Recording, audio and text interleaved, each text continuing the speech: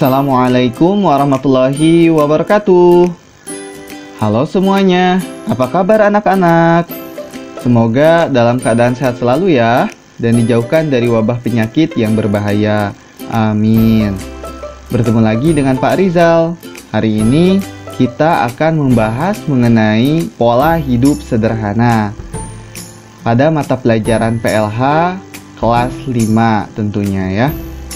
Nah, ini materinya menarik sekali ya anak-anak. Kita akan mengenal seperti apa sih pola hidup sederhana itu. Tentu kalian pasti sudah penasaran ya. Mari kita mulai saja pembahasannya. Yang pertama, kita harus mengetahui pengertian hidup sederhana terlebih dahulu. Nah, hidup sederhana sendiri adalah hidup sesuai dengan kebutuhan dan tidak berlebih-lebihan. Pola hidup sederhana lebih baik dibandingkan pola hidup mewah. Pola hidup sederhana bisa pula dikatakan sebagai pola hidup hemat. Nah, anak-anak, jadi pola hidup sederhana ini atau hidup sederhana ini adalah hidup yang sesuai dengan kebutuhan dan tidak berlebih-lebihan. Atau pola hidup juga sama dengan pola hidup hemat ya, dan itu lebih baik dibandingkan dengan pola hidup mewah. Nah, di bawahnya ada gambar yang bisa kalian bandingkan tuh ya, kelihatan di samping kanannya ada dua anak yang sedang memegang perutnya, sedang kekenyangan ya, tetapi terus saja diberikan makanan-makanan secara berlebihan. Sedangkan gambar yang di sampingnya sebelah kiri, mereka tidak memiliki makanan. Sungguh miris sekali ya, makanya kita harus berperilaku sederhana, tidak boleh berlebih-lebihan. Kita harus melihat di luar sana banyak sekali yang membutuhkan. Ya, seperti itu. Berikutnya, nah ini ada praktik hidup sederhana nih dalam kehidupan sehari-hari. Di sini ada contoh-contohnya.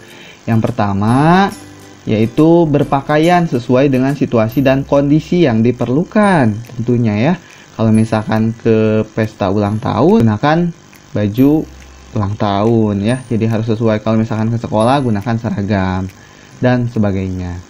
Kemudian yang kedua, membelanjakan uang yang dimiliki sesuai dengan kebutuhan ya, dan tidak berlebih-lebihan. Tentu kita harus membelanjakan uang yang kita miliki sesuai kebutuhan yang kita butuhkan. Jangan sampai kita berlebih-lebihan ya. Kemudian yang ketiga, jika kita akan berpergian ke suatu tempat, kemudian jaraknya itu tidak terlalu jauh ya anak-anak, kita kalau bisa berjalan kaki saja atau naik sepeda ya, bisa ya. Jangan sampai kita menggunakan kendaraan bermotor atau mobil ya, kalau memang jaraknya dekat. Itu salah satu praktik hidup sederhana. Bukan tidak boleh ya, tetapi kita harus berusaha untuk belajar hidup sederhana. Berikutnya, yaitu ada kebutuhan manusia secara umum terbagi ke dalam 3 bagian, yaitu yang pertama ada kebutuhan primer. Nah, kebutuhan primer ini pengertiannya adalah kebutuhan utama yang diperlukan manusia. Jadi ini yang paling utama, yang paling dibutuhkan oleh manusia adalah kebutuhan primer. Nah, di sini Bapak ambil contohnya sebagai pelajar ya. Nah, untuk kebutuhan primer seorang pelajar adalah yang pertama pakaian seragam, peralatan, dan perlengkapan alat tulis. Ini yang paling utama ya, yang dibutuhkan untuk kita sekolah. Kemudian yang kedua ada kebutuhan sekunder. Nah, kebutuhan sekunder ini adalah kebutuhan tambahan yang diperlukan manusia. Tapi ya anak-anak, jika pemenuhannya ditunda terlebih dahulu ya, tidak akan berakibat fatal bagi manusia. Contohnya adalah mainan ya. Di sampingnya ada gambarnya contohnya.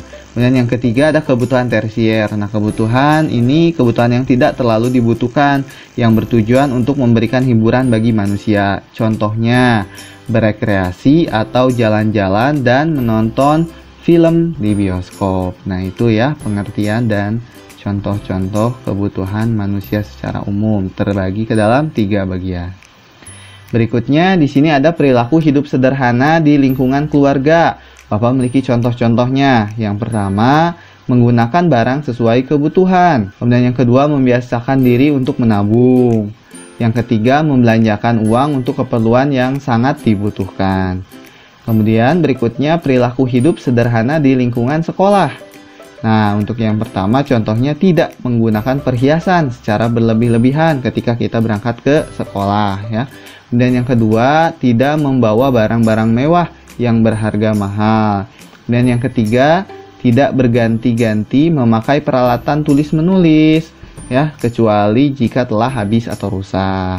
Nah, itu contoh praktik hidup sederhana di sekolah. Dan berikutnya yang terakhir, yaitu ada perilaku hidup sederhana di lingkungan masyarakat.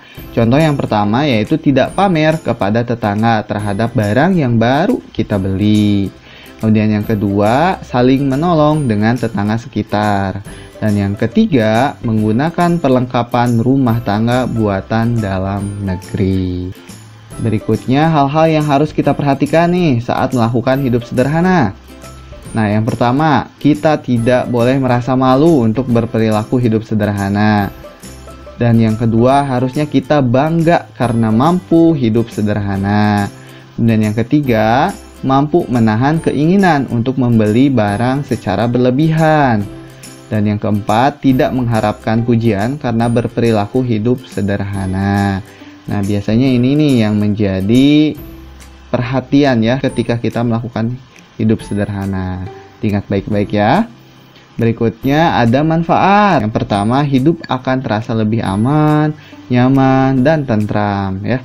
Karena kita tidak memperlihatkan kemewahan kita atau misalkan ya barang-barang yang memang mewah di sekitar kita sehingga orang lain akan memicu untuk melakukan kejahatan. Nah, kalau kita hidup sederhana, maka kita akan lebih aman, nyaman, dan tentram. Yang kedua, mudah beradaptasi dan berinteraksi dengan masyarakat sekitar. Tentunya di sekitar kita masyarakatnya berbeda-beda ya. Ada yang memang ekonominya menengah ke bawah ataupun menengah ke atas.